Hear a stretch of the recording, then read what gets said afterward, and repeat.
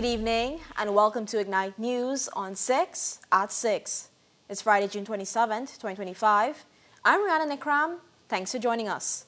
Here are the headlines. Parents are praising the proposed student travel voucher as a welcome relief. Government will make the 2025 retroactive salary payout ahead of elections. Ghana poised to inspire global biodiversity revolution. And University of Ghana psychologist emphasizes understanding boys' challenges and promoting healthy masculinity. Parents are welcoming the announcement of a student travel voucher, saying it will ease the financial burden of getting their children to school and put more disposable income in their pockets. The initiative was announced by People's Progressive Party General Secretary Dr. Bharat Jagdeo, who said the grant will be rolled out if the party is re-elected for a second term. I am Stephen Vaughan from Queenstown Village, Escribo Coast, Region Number 2. I must commend Dr. Bharat Jagdeo for his announcement on the 8% increase on the traveling vouchers, with assisting with mothers in transportation for the children to get to school. Only more money in the increase means more money in our pocket and a better living for Guyanese. As it relates to the transportation voucher, I think we have been waiting on that for quite some time, and I really must commend this government for making sure that this is possible. And I know with the next term and next 5 years, many more things are going to come on board that will help the people of this country. The people of this country deserve the best. That was a very great announcement for me because as a mother of 3, I have 5 children, 3 of them are going to school right now, and sometimes it'd be very hard for transportation, to send them off. So with this transportation grant will help me a lot. So 15,000 since my children's school is around the township, right? One is out of town, so the other 2 is right around town. So that's why I have that amount. But other parents will be sending the children, far. They have to get bus transportation, car transportation, and these things. So it's a real great initiative. We have a lot of folks, especially from my communities and neighboring community, can't afford car fares on a daily basis. So you find kids will have to walk to school and walk home. It's a traffic hazard already because we know how kids just walk and play on Sunday road. So with this grant, we know that it will give families money now so they can contract taxis. Vehicle can pick them up from home and bring them back. They can afford to pay that taxi to do them the service. We also have a problem whereby the regular taxis that's running on the road don't usually stop for pick up these kids. So again, like I said before, this grant will allow parents to have enough money to have contracted cars to pick them up. We know that some parents can't afford, especially single parents, can't afford monies on a daily basis because some kids, the school distance is quite far. So it's on average for $500 per day in transportation only. So with this now, with a single parent can have their monies to do their normal house duties while the government grant will pay the transportation. So it will bring a ease. It will bring a 100% ease on their pockets. Dr. Jagdeo explained that the grant will ease the burden of transportation costs on parents to send their children to school. The next thing is getting the child to school. We might not be able to cover all the costs, but we gave maybe on an annual basis a grant to the parents to offset transportation costs. The government will also increase the school uniform grant, expand the school feeding program, and continue free education from nursery to university. We can remove all the burden. When a person has a child now, they don't have to worry whether they're rich or poor, that the child would get a deficient education because the government would fund it all. Now, people may want better for their children. If they can afford it, some of them may say, I'm not taking the food from the school, or they like the biscuit or whatever else. That's your choice. Or they may choose not to collect the grant if they wish, but at least it's there for those who need it. Dr. Jagdeo said this will be a major investment and commitment to the people of the country. It would yield years from now massive, massive benefits.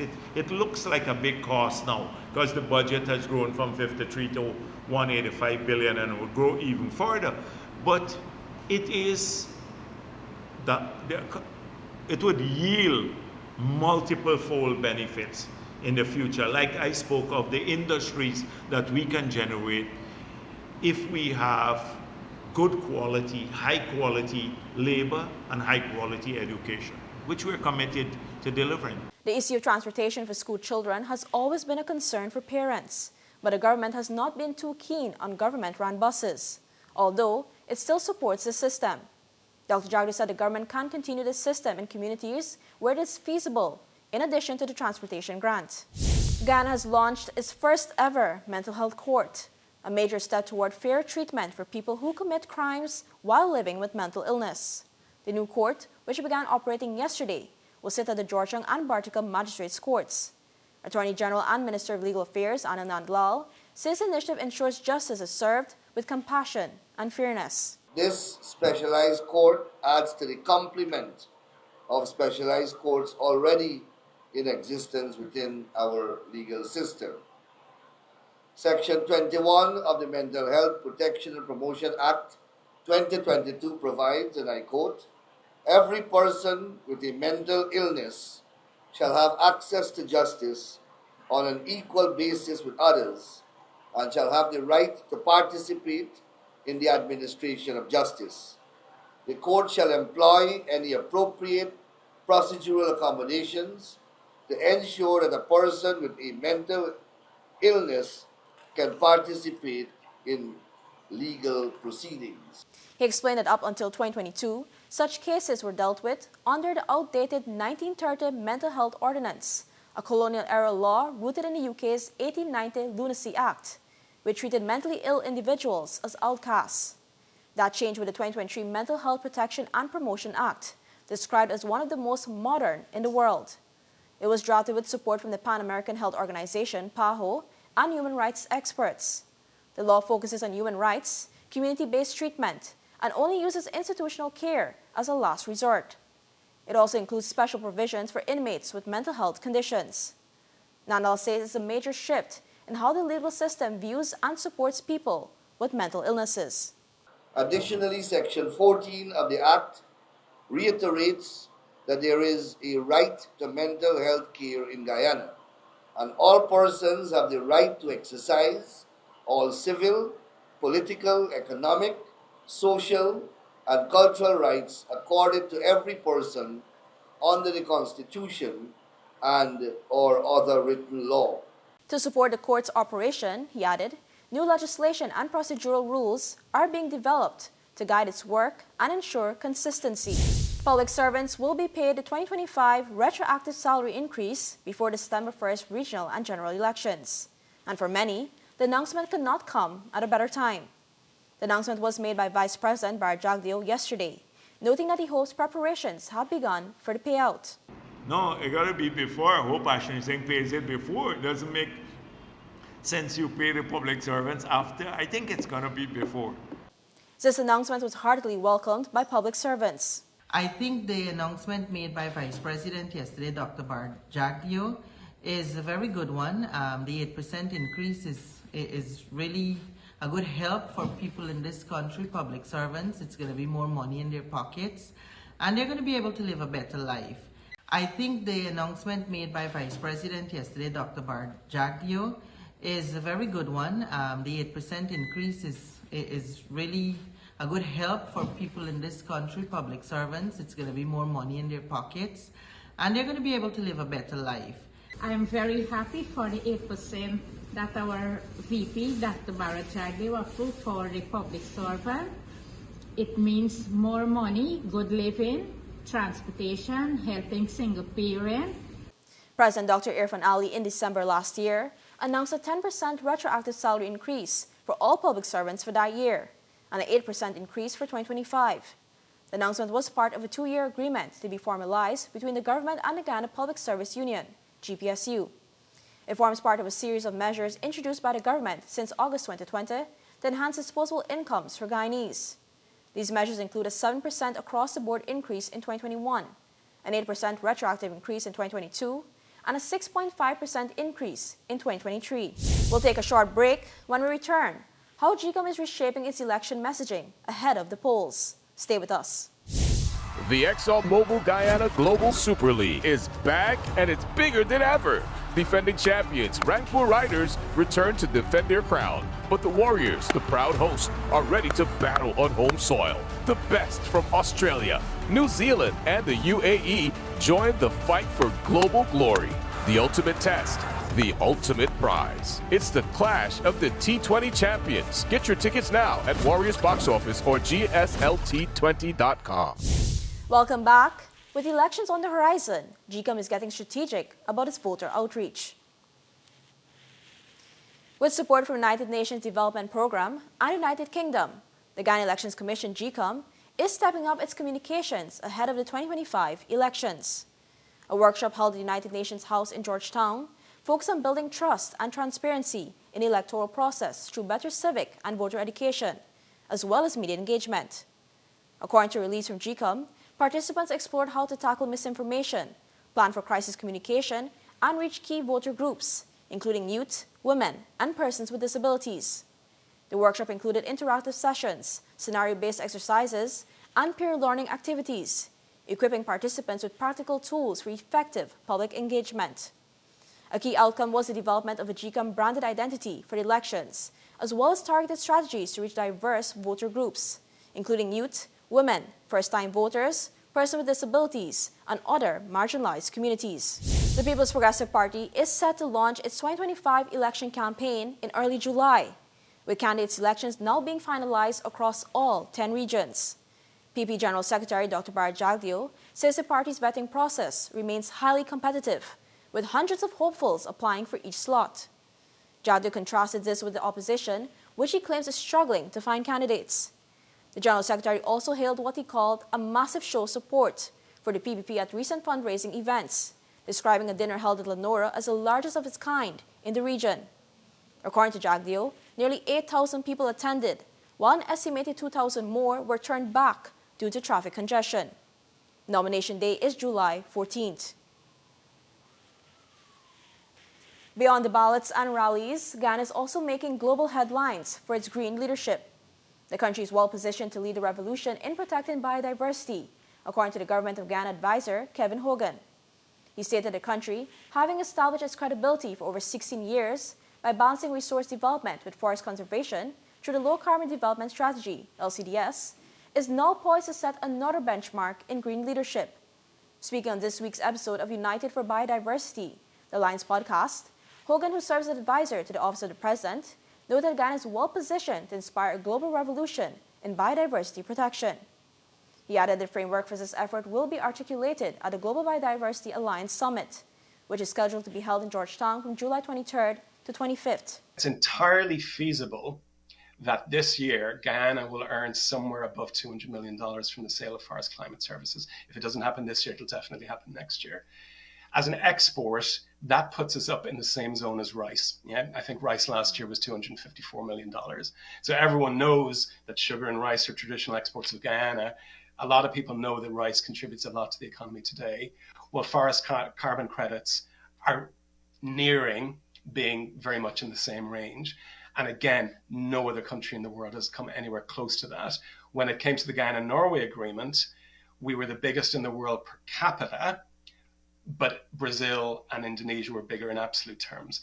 With carbon credits, Guyana is not only the biggest in the world per capita, but is just the biggest in the world at the moment across all countries. So again, with the leadership of President Jagdeo originally, but now the leadership of President Ali insisting that we stay the course and keep this moving forward, we now have in Guyana, unlike in most countries in the world, an entire economic sector that has just emerged in a very short period of time, with all the opportunities that that creates for investment across the economy in villages, but also in infrastructure like adaptation and energy and all the other things that are in the LCDS. The podcast also explored the origins of Ghana's LCDS. Hogan, who was one of the key individuals involved in developing the strategy alongside the Guyanese administration, provided important updates on how it has evolved over the years. Guyana's own energy usage and trajectory for usage, as set out in the original CDS and now in the subsequent evolution, is about an energy transition that is more ambitious than almost anywhere in the world. Now, sadly, the original CDS had a Mile of Falls as central to it. If a Mile of Falls was up and running today, which it could have been, electricity prices would be lower, but also there would be a much lower carbon footprint from the energy sector within Guyana. So when the gas to energy project finishes in the coming year, it will generate that halving of electricity in terms of contributing to the economy and to real people's bills, but more importantly, it will also see the halving of Guyana's energy-related emissions profile. Hogan emphasized that unlike many other nations, Guyana is actively reducing its reliance on fossil fuels through an ambitious energy transition plan. He noted that the country holds a sophisticated position regarding oil and emissions and is well ahead of their oil-producing nations. We're just getting started. After the break, big changes coming from residents and citizens of Guyana. Fuel it up and drive, super 95 to the fuel it up and drive, super 95 to the protect your fuel system, boy. High mileage and performance, boy. Guy Oil Super 95 gasoline gives you more reasons to drive and is available at 56 service stations nationwide. For affordable price, high performance, and high mileage, choose Guy Oil's Super 95 gasoline. Fuel it up and drive. Welcome back. Soon, biometric ID cards could become the new norm for residents and citizens alike. Foreigners and non-residents living in Guyana will soon receive biometric residency cards as part of a new national ID system. These secure cards, developed with partners from United Arab Emirates and Germany, will help improve border control, national security, and access to services. Vice President Biodiversity yesterday explained that employees must ensure all foreign workers hold valid residency cards, helping the government track who's in the country. Guyanese citizens will also get updated biometric ID cards to use at ports of entry, banks, and for government services. This advanced system will put Guyana among the leaders in identity management, alongside the installation of thousands of surveillance cameras for real-time monitoring. Dr. Jagde also urged the public not to judge people by appearance, reminding everyone that Guyanese come from diverse ethnic backgrounds. Understanding the psychological state of boys is one of the keys to understanding the behaviors and helping them eradicate troubling patterns, says educator at the University of Guyana, Dr. Cara T. Lord. Dr. Lord, a psychologist specializing in counseling and developmental psychology, spoke about how boys' mental and physical changes compared to society's expectations. She made these points during a recent panel called From Boyhood to Manhood, Unpacking, Rethinking, and Reimagining Masculinity. So we recognize, yes, there's puberty that the boy has to go through, and this puberty is not just a physical change, there are hormonal things that are happening, there are physiological things that are happening, and it affects the way that we feel, the way that we think, the way that we behave for the boy. And then of course we recognize that there are social and cultural things that are happening. There are expectations about what the boy is going to be in society. There are expectations about how he should behave. There's a lot of issues around, I don't know if I want to call it issues, but instances around peer pressure. She explained that there are a lot of social nuances pertaining to boyhood, noting that factors such as broken homes can affect their behaviors. Nevertheless, she said it's important to allow boys to explore and figure out who they are as individuals during the adolescent stage without heavy constraints. Speaking on the concept of toxic masculinity, she said society should focus more on healthier ideas surrounding masculinity, where there's more balanced sense of expression. We expect that men are going to be more emotionally intelligent, more in touch with their feelings, better understanding and aware of themselves, and then that is also reflected and reciprocated in the way that they speak to others, treat others, regardless of gender. They can be more vulnerable as well when that's appropriate, without feeling that, you know, they should be fearful or scared that that's going to be used against them in some future time. There should also be respect for boundaries, and they should be able to be themselves authentically. And then this concept of toxic masculinity, and it's interesting because when it was mentioned, I also went to Google what the definition for toxic femininity was, because I don't necessarily hear that concept as much. And I actually prepared a presentation in a way that I didn't want this to be a conversation around comparing masculine and feminine gender roles. I really wanted to be focused on this idea of transitioning from boyhood to manhood, so I didn't put the ideas about femininity in it. But toxic masculinity is really more the expressions that seem to be a lot more harmful or aggressive or exaggerated masculine traits. So we see them suppressing their emotions, not feeling confident or comfortable to express themselves, being overly aggressive or violent, devaluing feminine traits, and resisting help. So they don't want to seek help, they don't need to talk about their feelings. Nevertheless, Dr. Lord noted that counseling is a necessary option for boys and men to get the help which is required.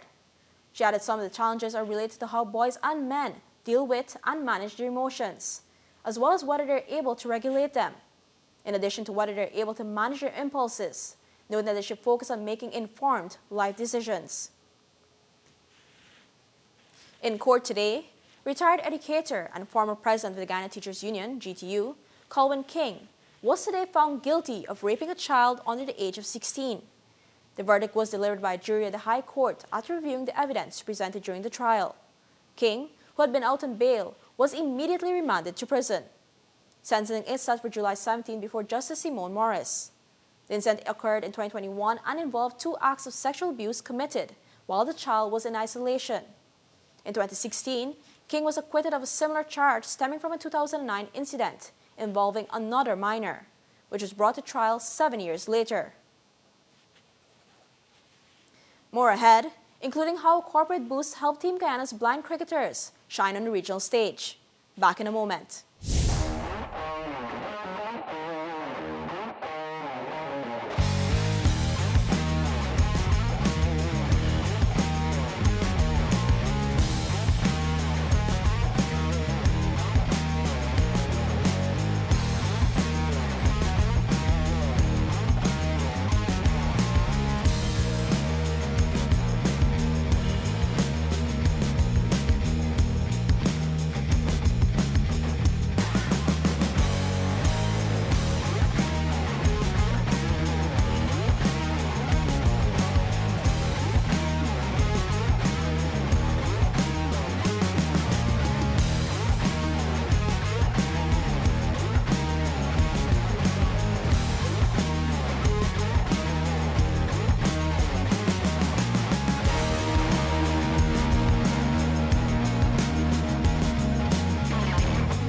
Thanks for staying with us.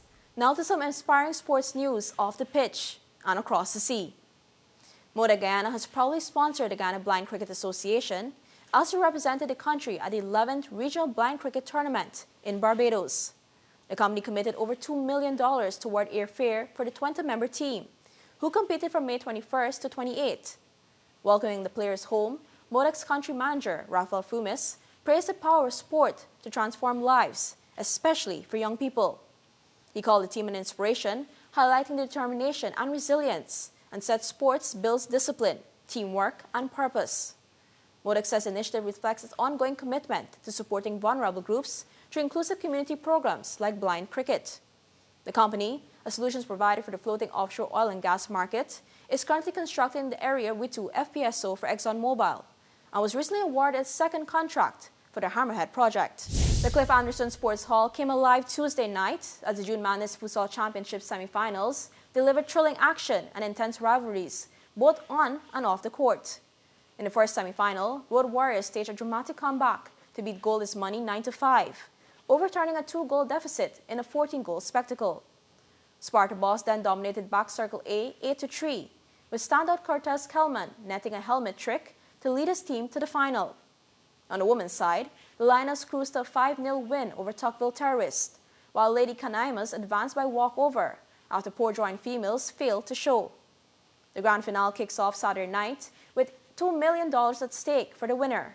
Gold is Money and Back Circle will battle for 3rd place and a $500,000 prize. Ruud van Nistelrooy is officially out as Leicester City manager, more than 2 months after the club was relegated from the Premier League. The Dutchman won just 5 of 27 matches last season. His long-expected departure was confirmed today as a mutual decision. Former Leicester striker Matt Fryatt had called the delay baffling and a mess. Now, the club is facing more trouble, with possible points deductions for alleged financial rule breaches. Sean Dyche is being tipped to take over, but for now, the coaching staff will lead pre-session preparation as Leicester prepares to face Sheffield Wednesday on August 10th.